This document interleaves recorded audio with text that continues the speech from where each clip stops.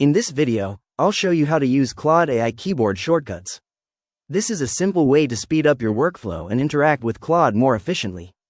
To begin, I'll make sure I'm already logged into my Claude account and on the main Claude screen. Next, I'll check if there's a list of keyboard shortcuts available in the interface. Now I'll try using common shortcuts to navigate and interact faster. For example, I might press Enter to send a message or use Shift plus Enter to add a new line. Claude may also support other shortcuts for actions like opening settings, starting a new chat, or navigating between conversations. If I want to learn more shortcuts, I can look for a help section or settings menu that lists them.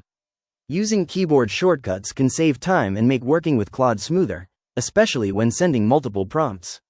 If needed, I can combine shortcuts with my normal workflow to improve productivity.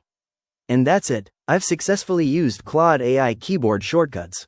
If you found this tutorial helpful, please consider liking the video and subscribing for more quick AI tutorials and guides.